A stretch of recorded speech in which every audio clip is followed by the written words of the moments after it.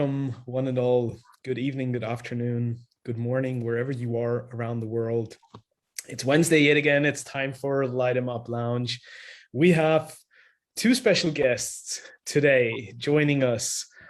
The family is in the house. The Eiroa family is in the house. I'm delighted to welcome Vivi Eiroa and her father Husto joining us for a special conversation about the family's journey and legacy within the premium handmade cigar industry, Honduras, the wonderful Corojo tobacco, the authentic Corojo tobacco. And without further ado, Vivi, Husto, it is such a pleasure to have you, to welcome you to the Light 'em Up Lounge. And many thanks for doing us the honors and being here with us today. Vivi, you want to go first? No, thank you for inviting us. I participated with my dad in a few of these virtual lounges, and it's always really fun to connect with people all over the world and get to know all of you. So I really enjoy it. It's really an honor to be here. I want to second that. It's truly a true honor to be here, and I like to meet people. This is a great way to meet people. It's kind of the new thing now going on, and actually you could get everybody from around the world and be able to talk a little bit and meet and greet. So I do thank you so much, Reinhart, for inviting us. It's a true honor. Both of you share one thing, and that is you're working alongside your father, and thus JRE Tobacco and Aladino is truly a family endeavor. Now, what does it mean to both of you, and how rewarding, whilst at the same time challenging, is it sometimes to have your family so close and to work alongside them? Well, I'll start first, since the patriarch of the family is my dad and Vivian's grandfather, and it's taken us a while, especially if you have very, very strong personalities, and at the same time, both are in the same field. Him and I are very passionate about the farming and tobacco, and at the same time, we have both strong personalities. So it took us a while to get back together. I guess the older I got, the more patient and wiser I was able to get and also understand him. And it was up to maybe 2015, 2016 that after me going our separate ways during the 90s and 80s and 90s, I was with him in growing tobacco with him, and I helped him a lot at everything that had to do with the agriculture part. At the same time, I also had a water bottling company that was very successful. So it was 50-50. I was never in the side of the brick and mortar or the retail area in the U.S. market. I was more in the backside in the production of farming tobacco. So that area, I consider myself, pretty, have way more knowledge on that, and it's been a challenge, but it's a learning process for both of us. Also, working outside of the industry in high consumption beverage business, also gave me an insight on how to work more organized and try to bring some of that experience into the current business that we have, and do it a little bit different than we were doing before, and being a little bit more focused. So so with that, I would hand it off to Vivi to see what she thinks, even though she's not working full time with us. She helps us a lot in everything with the marketing and engagement, and she does a wonderful job. But she's now getting her master's up in London. Yeah, so I've always wanted to work with my family. My dad's always been very keen on me working outside, which, back in the day I was like, no, I want to work straight after I graduate with you. But in retrospect, I think it was one of the best things that could have happened to me, because you learn so much working in, for other corporations, big or small. I think it's definitely shaped me and my career, but at the same time allowed me to still be involved with my family from the more of the creative and PR standpoint, which is more aligned with what I do.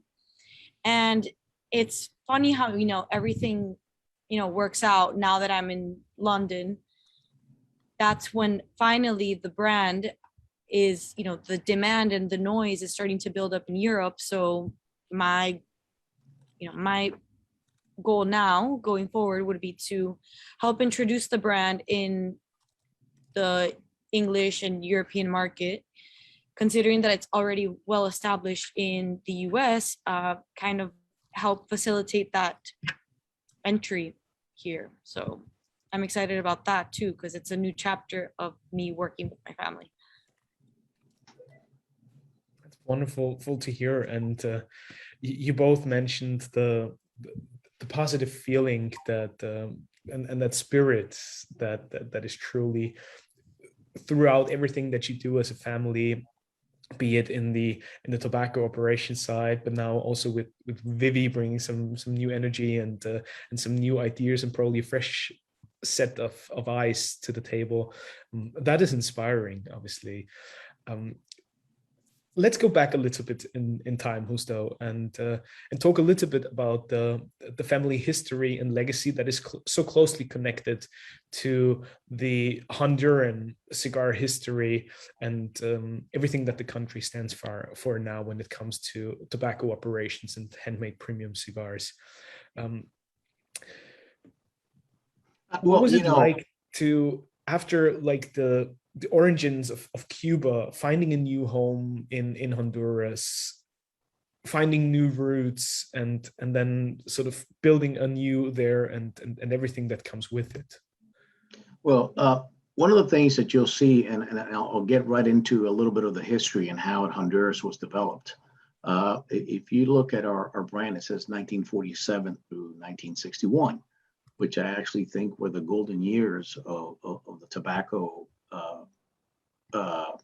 iconic Cuban tobacco and Cuban cigars. Back then, always has been, the United States has been the biggest consumer of cigars. You know, in one period of time, you know, Candela and machine-made cigars dominated the industry. And Tampa, Florida used to be the capital of cigar manufacturing. We had Perfecto Garcia, J.C. Newman, you know, and many other other manufacturers. And when the Cuban embargo came during the Kennedy years in the Bay of Pigs, which my dad was part of the Bay of Pigs, and very fortunately he was not able to land. And past that, past the Bay of Pigs, he then joined the U.S. Army and went to the Korean War as part of the U.S. Army. But when the Cuban embargo happened, there's all the tobacco that was being imported into Tampa for all the manufacturing of cigars had a certificate of origin, which was Havana Clear. And one of the things that happened as soon as the embargo came, they were not allowed to bring in tobacco from Cuba. So alternatives had to be found to grow tobacco and get raw material. And in that time, Somoza in Nicaragua opened up the doors for a lot of the Cuban immigrants who were in the tobacco industry. Also in the northern part of Florida, in Quincy, there used to be a lot of growing of tobacco. And my dad was also one of the guys that was taken up there. And there's a great family out of Tampa, Florida, which was a tobacco broker, which is the Oliva family. It's Angel and John Oliva. And actually, my middle name comes from John Oliva's uncle, which is Martin Oliva. So that's how close they were. And they actually took my dad to Honduras, which already started a pilot program by Mr. Tino Argudin back in the 1960s and 61.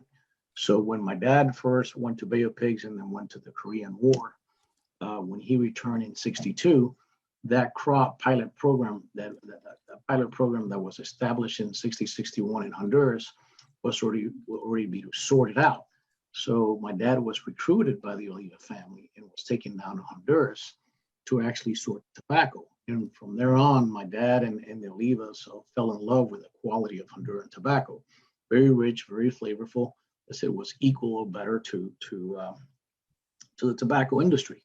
And actually, during the boom of cigars, Honduras was the largest manufacturer of cigars. Unfortunately, that has fallen behind now. We're in third place, but we're fastly catching up. But there's advantages of manufacturing in other countries because the Honduran salary is very expensive versus the rest of their competitors, whether it's Dominican Republic or Nicaragua. But Honduras has always excelled in growing tobacco, and I would say probably the founder of developing the Honduran tobacco industry is my dad, as the patriarch of the Honduran tobacco.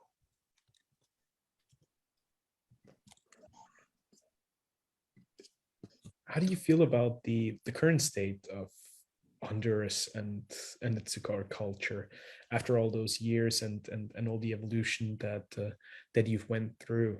I mean, in recent years, it seems like Nicaragua has been all the rage. The Dominican Republic sort of firmly established itself as one of the premium cigar manufacturing countries. Yet Honduras always feels a bit like the underdog, but just waiting to starting to blossom like a new flower. Is that kind of what it feels like to you as well now? Well, and I'm going to give you very, very, very clear, and I'm going to make an analogy of what happened in the electronics industry. If you recall, maybe back in the 70s, maybe you didn't, but maybe some other people would know, everything was made in Japan. Because that's how everything started. And as Japan got a little bit more expensive, they moved into Taiwan. Now they're moving into China, and now from China they're moving into Vietnam and Laos because of the labor. For example, the minimum salary in Honduras is close to $600. Well, you examine the other different, and a lot of tobacco is handled by labor, and Nicaragua and Dominican Republic have a very competitive advantage on that. And there are already also a lot of industries that have established themselves on that. Now that there is there's a huge demand, and I think we're in another miniature boom. Honduras is picking up because there's a saturation of manufacturers and in those two countries, and there's salaries are rising, and now there is an opportunity for Honduras to do that. But if you were to look at the data back in the 90s during the boom, Honduras was the largest production of cigars by far. So I don't know if that makes sense. So I kind of made an analogy. So very much so. And if you were to look at the salary basis, Honduras minimum salary for an employee by law is close to $600 a month versus $300 and $120. So it's a huge difference. Let's probably dig a little deeper into what you described and the tobacco expertise and experience that your father and you yourself, being an agronomist, bring to the table. You're known for preserving the authentic and original Corojo, sort of as it was in Cuba back in the days of, you mentioned the 40s, the 50s, the 60s. What were the key attributes of that authentic profile that you are still looking to preserve now for today's industry? Well, one of the things that one of the great successes of our Aladino, and then we had the Camacho back then, is that flavor profile. Is that the way the way that my dad blends. We are a medium body but full flavor cigar. So you get a little bit of pepper, but at the same time you get a little bit of sweetness. You get a little bit of oak. So it's a very special seed. And, we definitely decided, even though it's a little bit tougher. So when you grow an acre of Corojo, which is around 4,000 square meters, you only get around 1,400 pounds versus if you grow a Habano or the new Corojo hybrids, crossbreds, they'll give you 2,200 pounds. So just by the factor that you get way more yield, and more resistance to blue mold, it is easier and a better cash crop to grow, the new hybrids or the new crossbreds than the authentic Corojo. And we decided to stick to flavor and tough it out and become an entity of known for the authentic Corojo and the authentic Cuban taste. And I think that's the advantage that we have kept. And we have done that through technology, through also playing around with drip irrigation, investing in in pest management programs and distancing, and also harvesting and planting and playing with the seasonality of the crops. So there is a lot of knowledge that goes into properly taking advantage of the environment, also agronomic techniques to have this be successful at crop. A bit earlier, you mentioned that you previously worked in the beverage industry, but you're an agronomist, and I'm curious as to how your previous experience in other industries has truly influenced the way you see tobacco and operating in the cigar industry now. Well, one of the things that I have learned when you're in when I had my own water bottling company, and the only my competitors were little guys, Coca-Cola and Pepsi, Dasani and Aquafina. So when you compete against those guys, one of the things you understand when you're in the cigar business, I mean, it's a different ballgame, and basically in the cigar business, everybody has more or less the same basic tools. We're using 3 or 4 different varieties. What will differ us from one manufacturer to other is the way you age the tobacco, the way you present the tobacco, the way you market the tobacco. And in the beverage business becomes also kind of a commodity, where margins can be very thin and very, very aggressive. So, but it also teaches you how to be organized. It also teaches you what to focus on. And those are one of the things that I am trying to bring in to our portfolio, to be very thin at the same time very lean and mean. Focusing on the sizes and the blends that are successful. So that experience I try to bring into the Aladino line. I would love to pick your brain a little further on that, but before, I'm curious as to hear from Vivi, since you're now living in London, working on totally different things there, obviously being in contact with other people with different mindsets, yet you have the family roots in the tobacco industry in Honduras.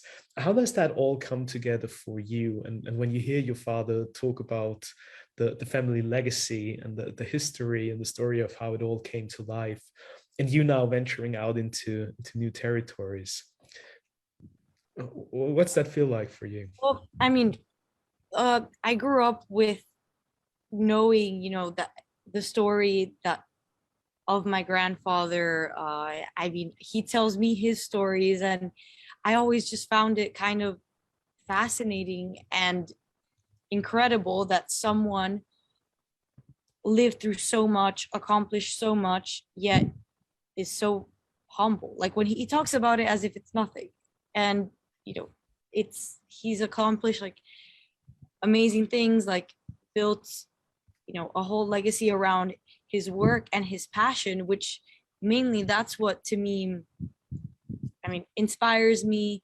and gives me even more like interest to help grow this, because he is so certain on like what he knows. No one can change his mind. I've been involved in all the Aladino extension launches, and sometimes someone can say something like, oh, this doesn't look good, or this blend is great as it is, and he's like, no, his mind is set and he knows his ways. And if there's something I've learned from him, is to trust your intuition. Like he knows his intuition when it comes to cigars is never wrong. And that's kind of something that I'm going with too, following my intuition to do what feels right for me and to be in the place that feels right for me. I'm also someone who adapts very easily. I've lived in a lot of places all over the world. So coming here felt very natural. I feel like I belong here.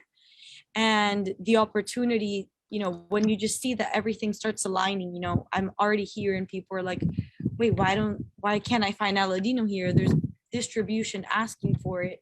It's like I'm at the right time. I'm at the right place at the right time for other goals and for this goal too. So it's great. I don't know. It's really fulfilling to embark in this. do you feel like sometimes it's even beneficial or quintessentially necessary to look at the cigar industry that to a certain extent is rather traditional? You know, it's family knowledge and experience being passed down from one generation to the other, but do we need sometimes a bit of a fresh energy boost, some fresh new lifeblood being, poured into this ecosystem in order to just adapt to the new realities that we're all facing and stay relevant in today's dynamic times? I think it's a mix of both. The cigar industry is unique in the sense that it does have that the legacy and history and tradition is so tied into, what cigars have, been around for years. What do consumers always look for? Because at the same time, you can become very modern, but I think then you're kind of moving away a little bit from what the industry stands for. And not to say that that's wrong. I think some brands do very well catering to, like a very, I guess, millennial, genzennial consumer and their branding and all of that. And it works, but I think that it sort of like moves away from that nicheness. So I really appreciate the tradition that goes alongside the cigar industry. And at the same time, it's benefiting from, bringing in new insight, adding in new ideas, being a little bit more innovative in the way you present information, or even stuff like this, like a virtual lounge. I think it's good to be open to newness, but still like respecting tradition. Would you second that, Husto? Does it feel the You same? know what? As a matter of fact, I think one of the things that I want to kind of reinforce what she just said. There are a lot of great traditional brands that are already very, very solid. But the age of that consumer, is probably 60 and above. And I think we're a great time now that we're also trying to focus on younger smokers, that 25 to 35 generation. And I think our brand not only caters to that older generation because of our past history and our tradition and the flavor profile that we have, but I think it is important for us to go after that new generation. Because as they get older, they either stop smoking or they're not going to be around. A lot of times I speak with my dad, and he says, "Well, when I was doing this, this is the Vitola that sold the most, and this is what such and such person smoked." I said, "Dad, but they're no longer around." So and my dad is 83, and there is a change of the guard in generations. I mean, the way that everybody markets today. The way that the consumption patterns are going with the different consumers, whether it's drinks, whether it's vitamins, whether it's cigars, so we need to adapt ourselves to the new consumer and be attractive to that new consumer. But you're going to do that also by having quality and by having taste profiles that anybody can smoke, whether they'll give you great flavor and whether and that's how we try to blend, which is a medium body but full flavor cigar. So whether you're a mild to medium smoker, you can smoke it. But at the same time, if you're a full smoker, you'll be able to enjoy the cigar because of the amount of flavor that our blends give you and our tobacco give you. And those are the great characteristics of the Cubanistic taste. I also very much appreciated that a bit earlier you said one thing you sort of took with you from the beverage industry is keeping a clear and concise path forward and a rather narrow or concise portfolio. And it feels tempting in the cigar industry where every other month or year you need to come out with something new, and that's always the first question, what's new, what's exciting, and you end up with a large portfolio of so many SKUs and lines being stacked on top of each other. How do you keep that focus, and do you also think that at some point, such an enlarging portfolio is just the natural progression of all these new elements? Well, that's one of the things I really took from the beverage industry. If you look at it, I'm just going to put Coca-Cola as an example. If you look at Coca-Cola, you got regular Coke, you got Coke Zero, Diet Coke, Sprite, and that's probably 90% of their whole portfolio. I mean, why are you going to complicate yourself? Now, if you want to get into the water, you get into the Dasani. If you want to get into tea, you buy Fuse or whatever. But, you know, in the carbonated drinks, you focus on that. And then, and if you look at the way we have done it, I mean, we stick very close to, you know, except in the original Corojo, we have, you know, like 9 or 12 sizes. But everything else that I have expanded, I have a Corojo line. Then I came out with a Maduro San Andres wrapper, you know, because it's very popular. And then I came out with the Connecticut. Now I came out with the Cameroon, and this year also came out with Habano. So now I covered all the bases so that I have a smoke for everybody. But in all those portfolios, there's no more than 3 or 4 SKUs. So, you know, I am giving everybody something that they might like and it'll fit their profile. But I got to stick with that, because at the end of the day, even though one of the big issues is when a lot of brands slow down, they want to come out with something new. But as regular consumers, we in the cigar industry, unfortunately, we think that every time we come on with something else, it's going to boost our sales, and eventually it does. That's part of innovation in the market. But what's going to be consistent are the guys that you want to continually smoke your product and like something. Once they like it, they stick to it. I mean, I know the young generations, they like to go to a restaurant and order, you know, a 7-course menu so they can try a little bit of everything. But, you know, back when you go back home, you know, you'll stick to your regular, you know, things that you stick to and like. So I think in the cigar industry, it's the same way.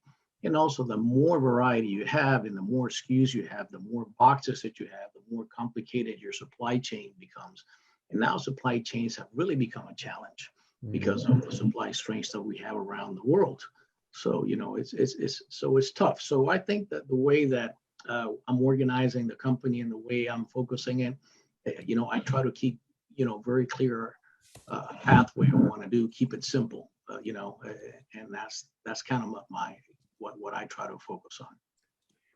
Also, you mentioned the tobaccos. You grow Corojo, you grow Habano, Sumatra seed from Cameroon, and I believe you buy the San Andres Maduro and the Connecticut shade. Correct? Yes. We also grow in Cameroon, and right now, I think our Cameroon it came out really outstanding, and is probably one of our fastest lines that is growing right now today. This is actually what I'm smoking right now, and you know, we have been very successful, and now we're going to be coming out with the Sumatra.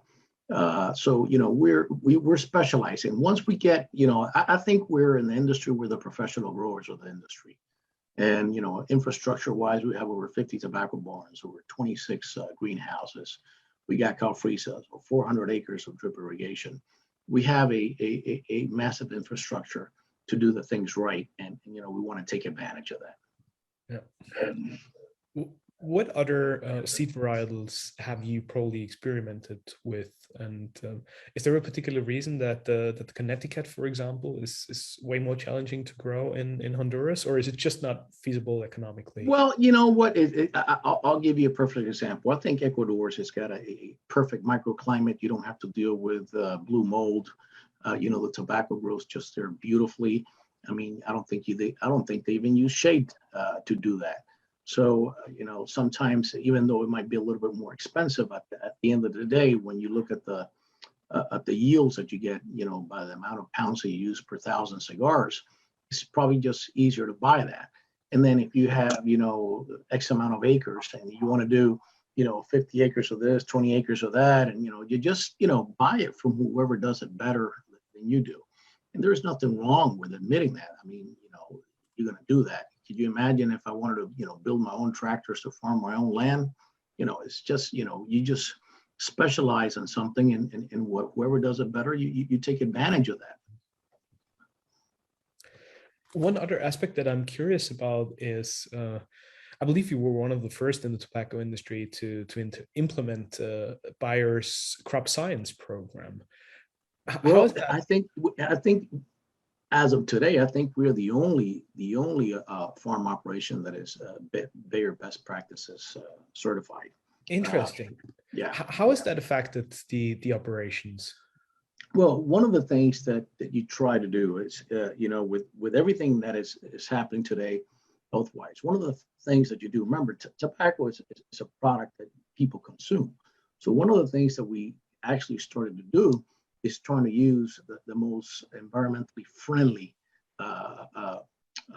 pesticides. Pesticides is kind of the umbrella that includes insecticides and fungicides. So the more biodegradable and the more friendly that they are to the environment, since it's a product that you consume, the residual in the plants is going to be between maybe 15 to 18 days. So, everything that you do is going to be biodegradable. So that way it's less harmful and there's no residues when you use it. That's the same products that you use when you're harvesting tomatoes, you're harvesting, fruits, bananas. So everything has to be environmentally friendly and have the least impact in the environment. But you still have to use some of that. So, with the different agricultural practices that we use by, not only rotating lands, doing the different crop seasons, and also using distances and drip irrigation, having lower humidity and changing the distances in the tobacco, we try to modify the environment so the plant is more resistant, or we don't create that environment for fungus or blue mold to grow. So we have to adjust that. So we play with a lot of factors that will influence for us to be a more healthy and more environmentally friendly crop. Vivi, I guess this is also something that becomes even more important for a younger generation, right? Amongst the 20-year-olds nowadays, terms like environmentally friendly, responsibility, sustainability seem to have far more weight yet again and seem to be more important. Do you think, and this actually goes to both of you, that things like organic tobacco growing operations have to be pursued actively, or is it more of a mere dream? A lot of people confuse, and I know there's certain guidelines that it must be to be organic. And, I don't know exactly all the guidelines because I'm not into the fresh produce production. But, believe it or not, you still have to use some controls. I mean, that's more organic that you have to do. But when you have a plague, unless you're doing everything under greenhouses, you're still going to have to control plagues and deal with the environment. So I don't know what the regulations is that, but like I said, tobacco being as a monocrop, and if you're growing that every single year, it's going to be more susceptible to the bacteria on the ground unless you do crop rotations like we do. But there are some challenges of being completely organic. I'm sure you can do that. But, at the same time, you're also going to have problems with the flavor and stuff like that. Maybe the color is not going to be that right because you still have to use fertilizers, to be able to get that maximum potential, the genetic potential that the plant has to be able to do that. It's like a little kid. If you don't give him milk or you don't give him vitamins, instead of being 6 foot, he's going to be 5 foot, 5'5" like I am. Yeah, that's an interesting point because I didn't know this, but because I like to, buy organic and everything, but I learned recently that for something to be organic, it just means that certain pesticides are not tested for. So even though it's organic, it still has pesticides. And I think that's something that as consumers, we are not aware of oftentimes. So I do agree that we should try to, make tobacco as least,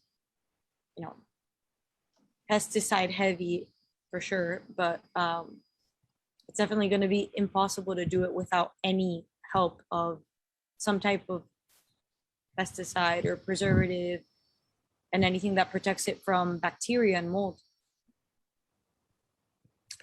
Now, when we're talking about innovation or disruption there, Vivi, do you have a vision sort of moving forward, or where you would like to see the family operation head towards, be it in terms of marketing and the way you present the product, the way you communicate it, but probably also in regards to the manufacturing side?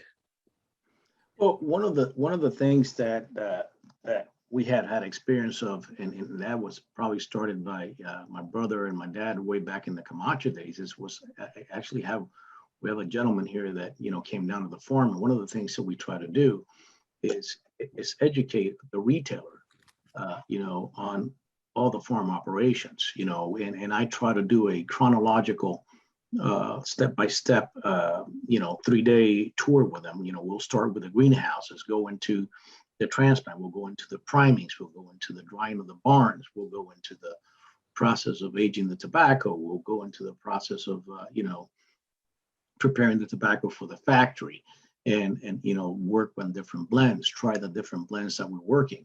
So the more people familiarize themselves with the process, they'll understand how complex and complicated and how much effort goes into making a cigar. I mean, it is something that is really a work of art, and it's something that is really, it's pretty amazing, how much work and how much dedication. And there are a lot of great families and companies that are there that are doing a fantastic job. It's not just us.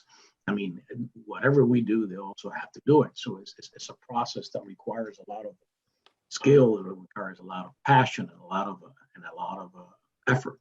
And at the end of the day, you're able to, you just can't harvest a crop today and smoke it 3 months later. I mean, you have to go through a process of getting all the ammonia, aging the tobacco, and getting it ready. So, it's going to be there at least 18 to 24 months, in the process of aging.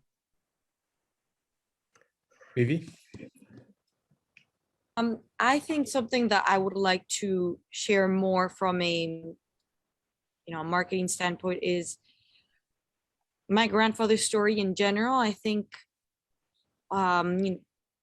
cigar smokers who have been a lot around for years and know him would know his story, but younger consumers don't. Then I do agree with my dad that portraying more of the more of the, I would say, the challenges and the amazing side of farming. I think it's very easy to think that it's easy to grow tobacco and then have a cigar, but then there's so many challenges. Weather, every year you're facing different conditions.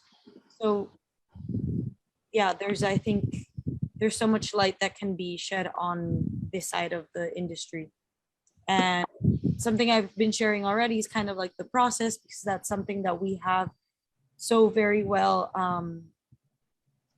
documented, and with the tours, I think we do a good job at showing retailers and consumers what the process and timeline is like for farming all the way to end product. And you beautifully described it. I guess it's always sort of a fine balance, right, between the old and new, the innovation and the tradition, and the cigars of JRE Tobacco and Aladino are even called traditional and old-fashioned sometimes. Where do you both see that sweet spot of the old and true, and the neat and the minimalistic, and the exuberance and abundance? How does it all come together? Well, for now, I think we have been very, very traditional, and slowly we're in a process of basically, but it identifies our tobacco. So as you know, because we try to be outside of Cuba, the most Cubanistic brand in the industry, but with the flavor profiles that we currently have. So we're trying to stick to that very, very, very traditional way. even though, as you look at new packaging that we're coming out, even though it's more traditional, we try to make it a little bit more attractive to younger people, but still keeping, the tradition. You know what I'm saying? I mean, if you want to look at something that is very traditional, look at the G model of the Mercedes-Benz. It's been there for many years, and now you can't get them anywhere. Everybody's going after them because it's an acquired taste. That's what it is. So I mean, I'm just putting examples out there that I don't know how hip hop we want to be, but there might be something that we could do a collaboration or do something that might do that to attract more young people to do this, because we do need to go out and actually build that new generation of cigar smokers that understand and believe it or not, I think if COVID has not been positive in any ways to anybody in the world, but for the cigar industry and for people to learn how to smoke cigars and drink other types of liquor, it really has helped both industries because people got more time. They're working from home and they're able to enjoy something that they had not tried before. So, I mean, some things have a downside, but, and the upside, there's exposure for new things for people to try out. Very good point. Right. Welcome, brother. Over to Dubai. How's everything going? It's great. It's so good to be here. It's been a couple of weeks that I have not showed up, so I'm sorry I've been MIA. But believe it or not, ever since we came back from PC, it's been crazy work, and I'm trying to catch up. Mr. Eiroa, it's such a pleasure to see you again. We have met for a very, very brief moment, and I've just reached out, and Vivi was kind enough to reach out to me back, and I think we should be speaking sometime soon. Absolutely. And I think I answered you back, so I think we're good. You sure did. Thank you so much, sir. Very kind of you. And I'm so looking forward to having your cigars in Dubai, and it's an absolute honor to have you on this beautiful show as usual. Reinhart just gets all the right people lined up, and I was very excited about this one. Okay. Thank you so much. Thank you so much. My pleasure, sir. My pleasure.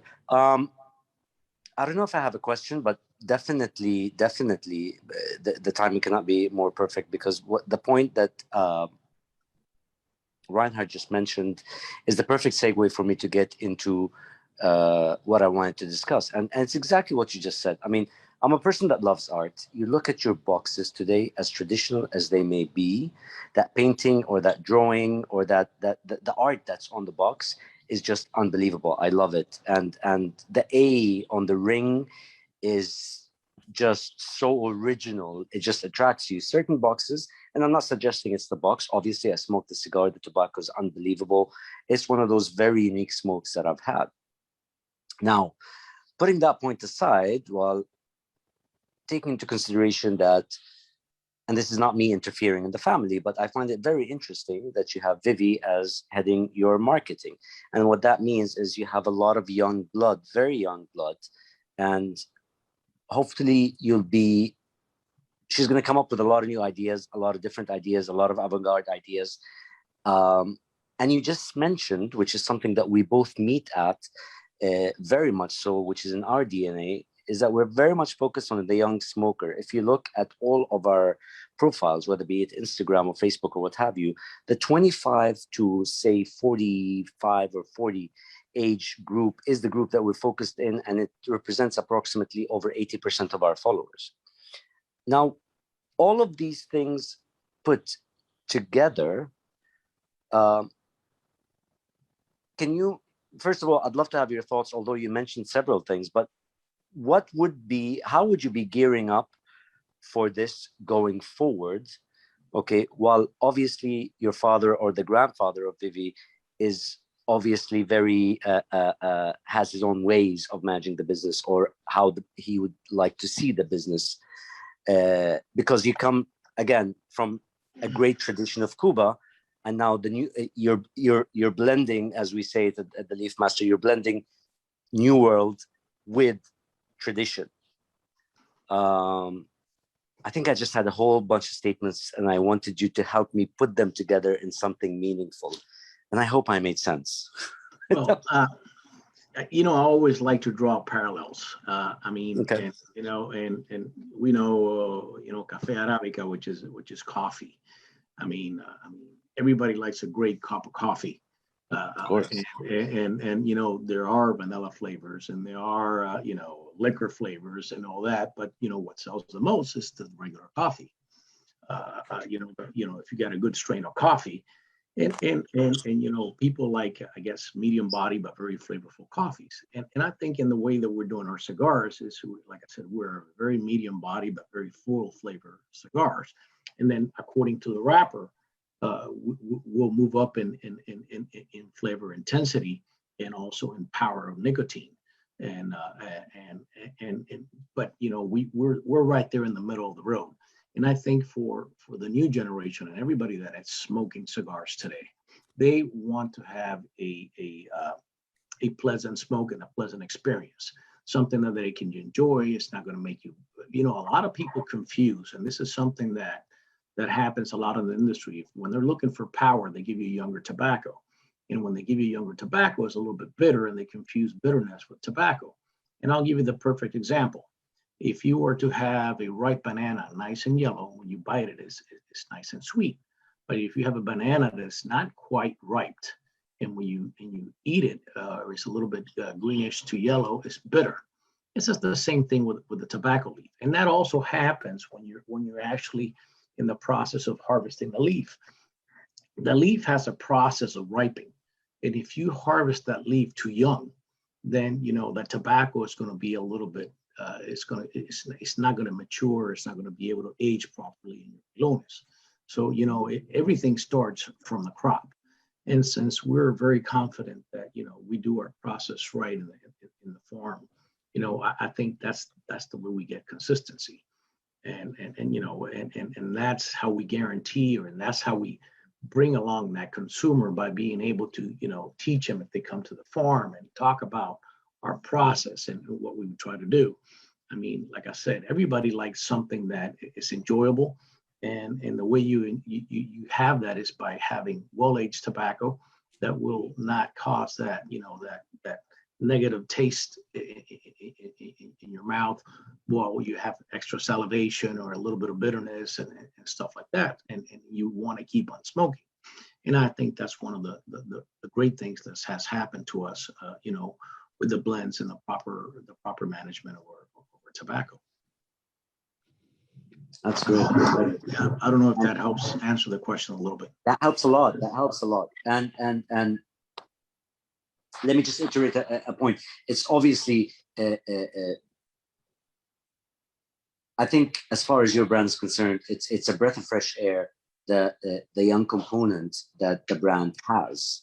Okay, and going forward, how do you see that impacting or adding or beefing up the kind of offering that you currently have, which is beautiful, amazing, with a lot of, you know, history and tradition, and it can be where it is right now and stay the way it is, and people will continuously love it.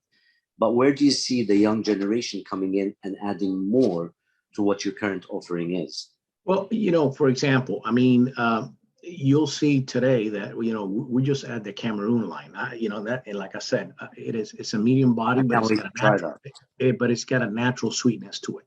And I think younger people will enjoy that. And so far, Cameroon has really picked up for us in a very exponential way. Our Connecticut is also a mild to medium smoke, and it's also, you know, very explosive. It's probably the best selling wrapper in the United States. You know, our Corojo is whether we have a regular line or we have a reserve line, we cater to both those who are medium body smoker and those who really like to smoke strong. So, you know, we have something for everybody. So as we come out, what we do is we'll give you different wrappers that allow us to actually target all the segments in the consumer profile. But if you look at Europe, I mean, you know, Robusto is probably one of the biggest sellers there. Maybe you have a Corona and a Longsdale. Whether the United States are Toros and Gordos, saying the robustos. But I'm also creating a following in the Lanceros, and we have now four different blends in Lanceros.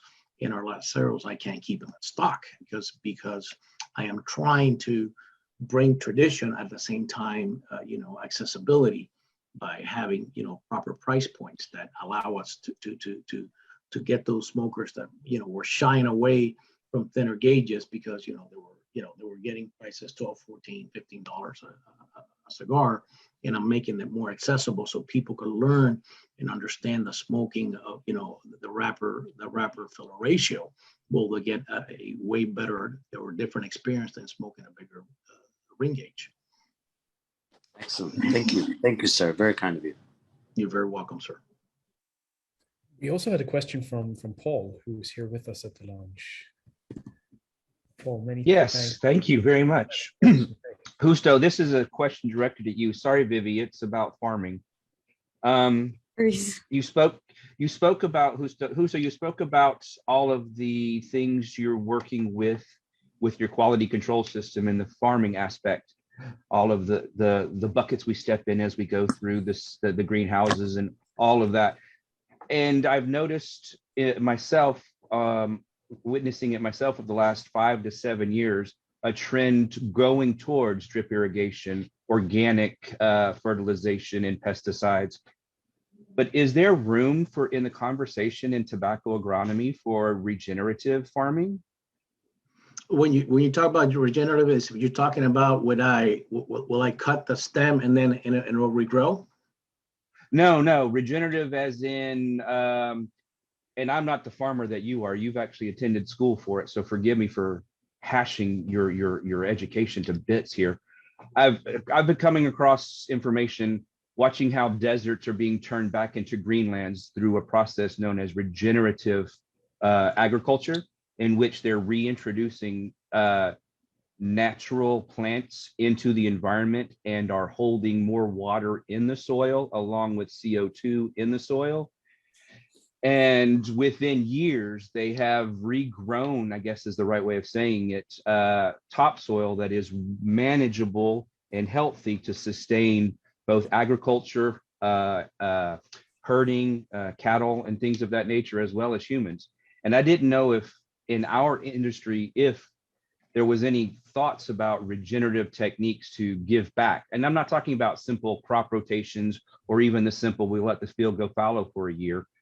I'm not the agronomist you are, but I've been seeing some things that lead me to believe maybe there's a room for introduction of this topic in the agronomy of tobacco.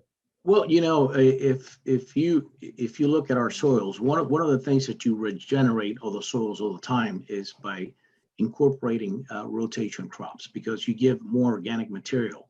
So you either grow a leguminous like a bean type of product, or you grow, in our case, we grow corn or milo or sorghum to reincorporate and break the cycle of a solanase, which are tomatoes and tobacco are cousins. And so what you do is you rotate the crop to break the cycle, and whatever vegetative material you incorporate into the land, and you're giving it more organic material, and you're giving something back to the crop, to the soil. So we definitely are doing that, and that's part of the success that we have in having healthy lands. And I know what you're talking about. For example, I know there's a lot of drip irrigation that's being handled, in the Middle East, Israel, and all those countries, where drip irrigation is part of bringing life back into the desert areas. But in the desert areas, even for example in Peru, I visited lots of crops, which is very dry, but there's basically no pests, and just by having dry ecosystems, and you put in all the irrigation system, and you put all the nutrients through it. Like even if you go to Epcot Center, and that's kind of the same concept of hydroponics. You don't even need land to grow crops if you have hydroponics, because you're feeding the plant completely through the water system, giving them all the nutrients. So I don't know if it makes sense, but as long as you have water and nutrients and something to produce, you could turn a desert into rich farmland, and you start incorporating that into a process. But it will take a while. It'll take several years to do that. I don't know if that answers your question, but that's no, sorry. Thank you. I just mute so the background noises don't interrupt everyone. Thank you. You did. Thank you very much. You're very welcome, Paul. Well, many thanks for your question, and let's jump over to Brian in Los Angeles. I hope your device is not blowing up because of the heat again. No, I think I'm okay. Thank you. Good morning. The weather's not so bad. It's a little cooler. Maybe I just need a new device. I still look like robotic, freezing. Thanks for allowing for a question. I'm curious. I feel like there's a lot of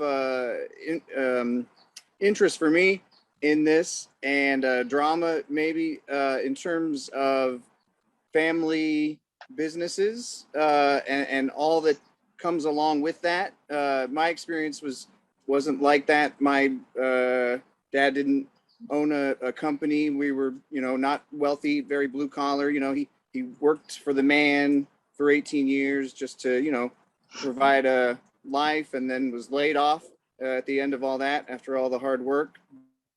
But so I didn't have much of a choice except to just sort of escape and be kind of self-made. And I'm always curious about sort of a young person's decision in terms of being with the family business, and if there's pressure to do that. You see a lot of movies, the dad is like, I want my kid to take over the business, and kid's like, no, I want to go do my own thing. And it seems like you've struck a pretty good balance, and maybe you're doing a little bit of both, which I think is pretty cool. And I don't know if you have siblings and sort of what kind of choices they've made, but I'm just always a little bit curious about that juggling act for a person with that choice. Well, I got to tell you, for us, and I don't know if you were here at the beginning. I mean, I went my own separate way back in the 2000s. I was, I worked with my dad in the part of the crop. I was never in front in the retail area. My brother was with him, and basically, I was away for almost 20 plus or 30 years because I built my own business. I was self-made in a water bottling industry with my wife, and then I actually moved to the States and worked for FIU and U.S. Southern Command, and I also worked for Campbell Soups. And then my dad said, hey, you know what? It's you're the agronomist. Non-compete is over with Davidoff, and I want you to come back and follow the legacy.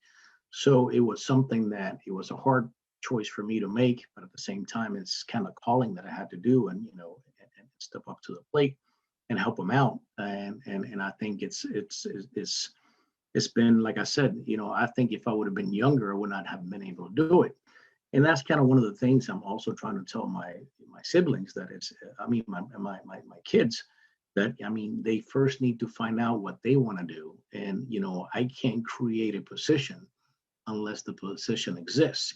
There's no family business that's going to be successful if you create a position that you do not need. So fortunately, we're still in our growing stages, and I require all my kids, one just got out of, two of them have graduated from college. Vivian is following her own path, started, her own business. She's also helping me with this. Hopefully this will pan out and we could grow Europe if that's a possibility. My second one is an accountant. She's working with PwC, and the little one is still in college. But they still have to find a path, because you never know if they like it or not. Even though I might look like a nice guy with for my kids, I'll still treat them in a very professional way, asking them to pony up the work that they're going to be, that they have to be responsible for. So it's in a way, I understand, Brian. Being self-made is one of the greatest things that any person should be able to do. And working in a family business, it's tough. I had to back out because personalities were very similar, my dad and I.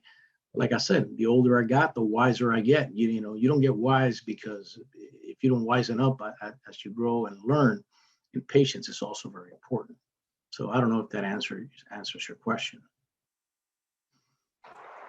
Yeah, for sure. Thanks. That's really interesting. I just think it's a really fascinating topic in terms of, and of course, in the cigar industry, you see a lot of sort of handing down the business to the next generation kind of thing. And I'm in LA, which is the epicenter of nepotism.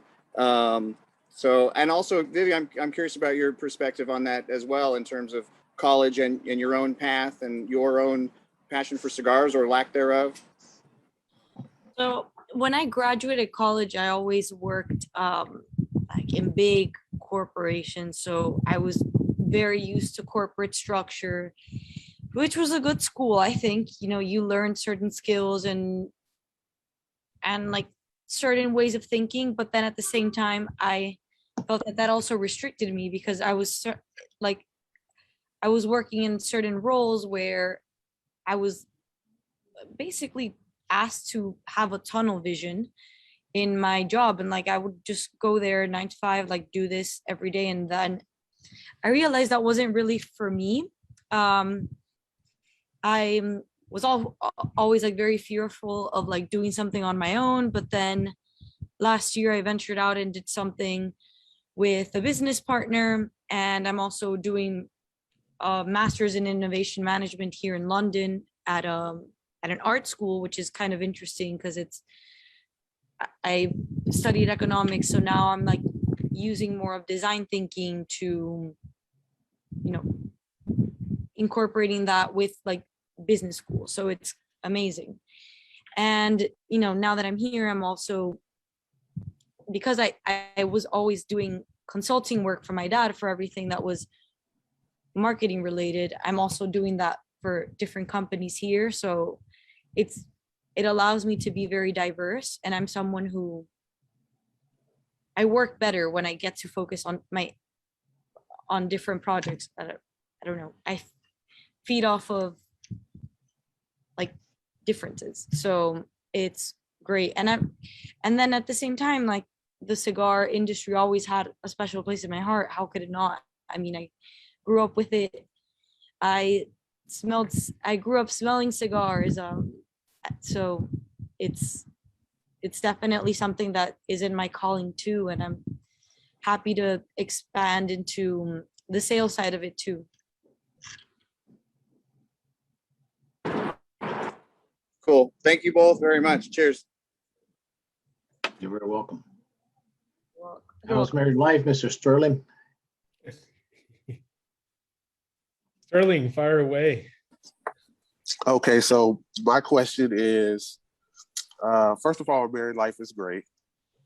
Just to let you know. Second of all, I wanted to know, in the next, how many years do you see it taking to establish like a cigar festival based in Honduras? Well, we had, I think, was it sometime in 2008 or 2009, a Jaguar, which was very, very successful. And it took a lot of work to get it done. And I mean, a lot of that work fell on Sandra, our general manager down there. And, there's not as many factories in Honduras as there is in Nicaragua. I think in Nicaragua, you have over 40. Then maybe in Honduras, you might have, you have some in Cuban, where Altitas is. And then I think there's like 2 or 3 factories there, and maybe Danlí around 8 or 12. So I think there is a great opportunity to do that. I mean, we just have to get the guys, the manufacturers in Honduras to work something out to be able to host something like that. But Esteli in Nicaragua has really done a fantastic job in consolidating and being able to organize that. And my hat, cheers to them, because they have really done a fantastic job. But we need a little bit more work. Okay. Thank you. It's good seeing you. Absolutely, Sterling. Great seeing you. Now, I really want to use Sterling's question as a perfect segue, because I'm very curious as to, we oftentimes talk about terroir on the show, and different ideas of this theoretical or philosophical concept, but it's just so tangible with the cigar industry, and every leaf, every cigar that we have in hand, it tells us something about the people and the place. What is your idea of the terroir of Honduras when we look at it from a more holistic perspective? Can you expand a little bit more, because it's the question a little bit more direct, because you're giving me a little bit more. I mean, the term terroir can mean different things to different people, right? Even though the traditional wine understanding from France is that it's sort of a combination of the microclimate, the soil, the weather, and how it all impacts the characteristics of a specific wine or an origin, more to say. Okay, I got to tell you something. Honduras, like I said before, was a dominant force in the cigar industry during the boom. And it has fallen behind due to the aggressive stance that other countries has taken to supporting the cigar industry. And but I honestly think Honduran soil and in the way that our tobacco is grown is extremely successful, and I would say second to none compared to Nicaragua. Because they're very rich in flavor. I mean, these you'll have different regions will vary with with the flavor and the different varieties of tobacco that you grow. But overall, I think Honduras is completely outstanding. I just think right now we're going through the rough patch that competitiveness it's taken out when we compare ourselves to the other two competitor countries. Unfortunately, that's what it is. And but I mean, quality wise, you see there all the major manufacturers have factories in Honduras, and you can see Honduras is almost double its production this year, and it'll keep on growing. I mean, the quality is there. And we're from the same region. We have the same volcanic soils that we have. There's only a small mountain range between us and the other place. Between Esteli, we're about an hour and a half. Once we cross the border, we're 30 minutes from the border, so we're really close. We have probably very similar climates. So I think it's Central American tobacco, Honduras and Nicaragua, even though a lot of people would say it's completely different, I think honestly there is a lot of similarities to it. Of course, each one's got a little bit of its own unique characteristics, but I'm very confident that what we're doing is and the tobacco that comes out of Honduras is very good. And in particular with the Corojo and the way you try to preserve it, that's just something that's probably unique in that way you do it. And now Cameroon. Just in regards to the Corojo, obviously the original varietal is very susceptible to diseases and pests. We spoke about this before. It has forced the industry to adopt, create new hybrids. Do you still think that ultimately, though, a hybrid can never recreate the original taste profile and the aromatic characteristics? No, not really, and that happens because for some reason or another, you'll get more yield. You'll get a bigger plant, but somehow or another, the flavor intensity is diluted, and you'll definitely get a different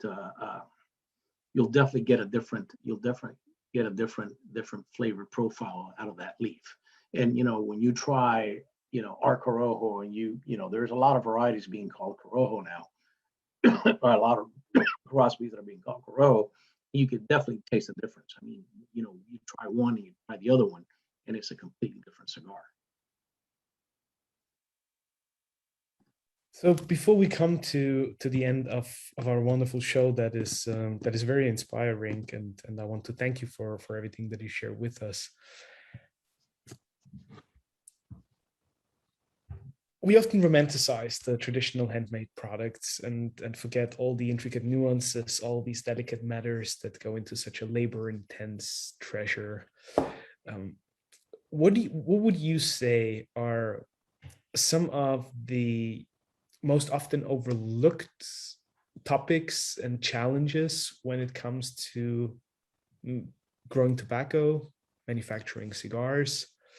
And also, what do you think in today's day and world is necessary to be successful in such a traditional industry that is the handmade premium cigar industry?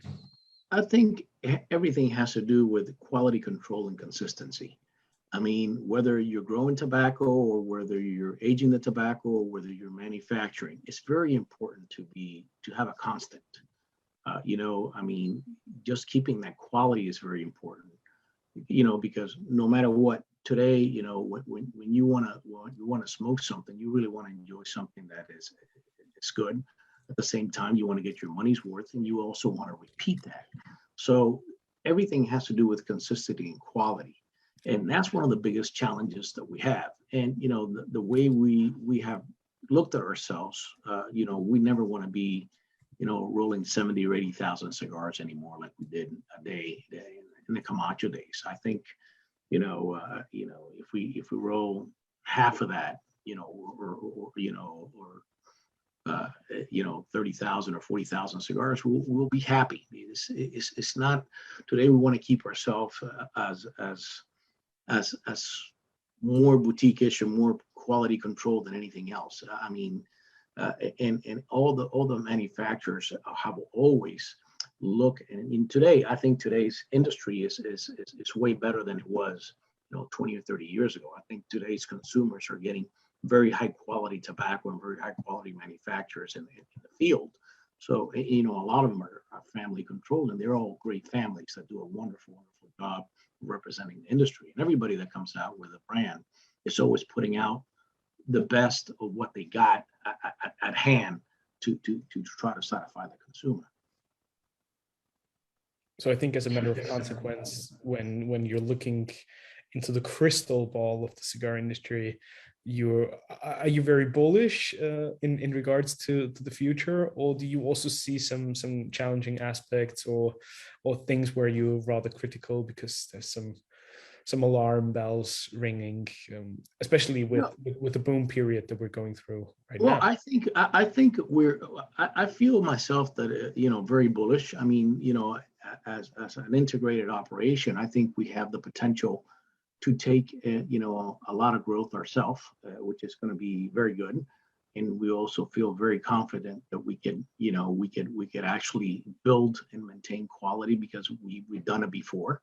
I mean, we were not a little company before, and we're fairly a fairly modest size right now. And I think we're in the process of being able to meet the challenge, not only in growth but also with the amount of raw materials that we have. I think we're very confident that we could hold our own and expand our market. And we also see that the industry is going through a process of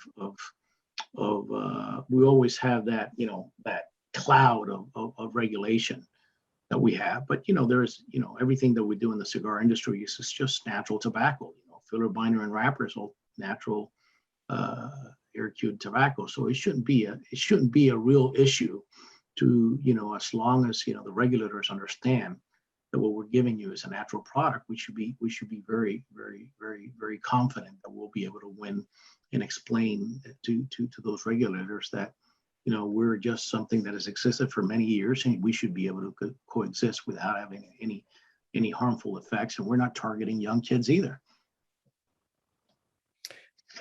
Final question, because you also briefly mentioned it in your answer that obviously you being vertically integrated, it's way easier to predict what's about to happen, to control the stock and the inventory and grow organically. Do you see more challenges now coming up where so many supply chains are pressurized and everybody's looking for good quality raw material, good rollers? Is it more challenging for brand owners that rely on other companies taking care of the manufacturing part for them? Well, I have seen a very high, a lot of activity and a lot of brands looking for alternative sources of raw materials.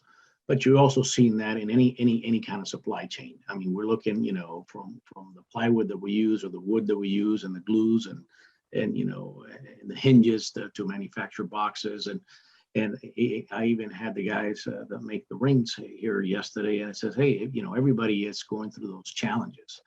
And as we go into a boom, there's going to be actually way more demand on raw materials. I think that Brian asked me a question also on text that if my palate is very similar to my dad.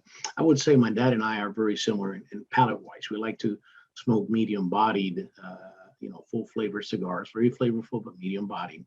I try to stay away from the stronger cigars. I'm a lightweight when it comes to that. There's nothing wrong with admitting it. So it's going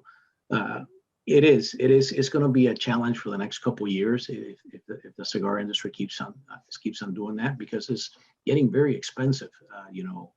All the supply chains of not only of raw materials, but also all the ingredients and also labor is going up a lot every year.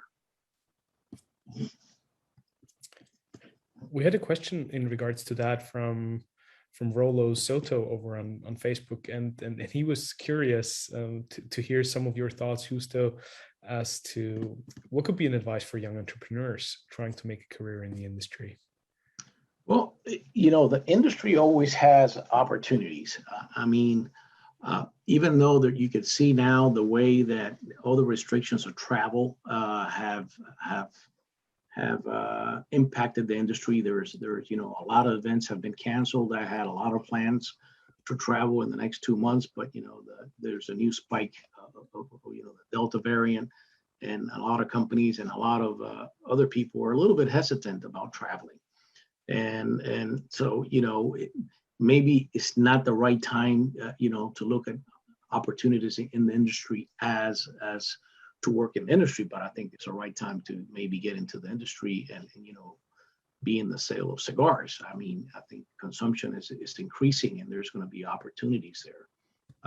There's different channels of selling cigars to the consumers, and those are things that people should explore. Brilliant. What a wonderful conversation and what a wonderful segment this has been. Husto and Vivi, I would love to thank both of you for your insightful thoughtful comments and answers, and for everything that you shared with us. I would like to ask both of you for one brief final statement. When you look into the future of JRE and Aladino, comparatively, it's a rather young company, but it has such a long track record, and the family roots run really deep. What would you wish for when you look ahead, both in terms of the company and where you would like to see it grow into, but also what would you wish for that we possibly could all do better and could try help and improve in the cigar industry? I'll let Vivi go first. So I would love to, see me and my sister working alongside my dad and my grandfather. I'm already involved. My other sisters starting to help out on more of the, accounting side of things. But I think it's exciting that we can each bring something different to the team. And something I would like to see for the brand would be I would like to see it preserve the authenticity that it has, that it carries, and see that last into the future. And for everyone in the cigar industry, I would say that, I love that everyone really appreciates and respects the diversity that exists within the different cigar brands, cigar families, cigar creators. So would just say keep going with that. Wonderful. Well, I want to thank you, first of all, Reinhart, for allowing me to have this space with you and everybody that tuned in. And I definitely do think that one of the things that all the manufacturers is a big cigar family. Most of us are family businesses, and there's a lot of dynamics that play into the family businesses, and it's important for all of us to not only learn how to work together, how to respect each other, and also be productive. But and that's a challenge that as a family we have, as a family company. That's something that we also need to get together and get stronger with the other manufacturers, which I respect very much, and they're also doing wonderful things to bring people together and having all these products so people can enjoy. And there's everybody gets together smoking. There's everybody's an equal. So there's a lot of great things about the cigar industry that actually brings people together, and that's something that we'll really appreciate. And that's exactly what we're trying to do here as well, to bring people together, build bridges amongst the cigar loving community. And thus, I'm truly grateful that you spent this 1.5 hours with us, for everything that you shared with us, and from us to you, all the very best to the entire family. Thank you. To your company, and may our paths meet super soon again. It was a Absolutely. pleasure We're looking forward to Las Vegas for the PCA, and then hopefully in Honduras super soon. Oh yeah, we could arrange that very quickly. Guys, thank you so much for tuning in. It's great to see a lot of good friends and old faces and new ones. So many blessings to you all, and have a wonderful, wonderful rest of the year. Thank you. Thank you. Bravo.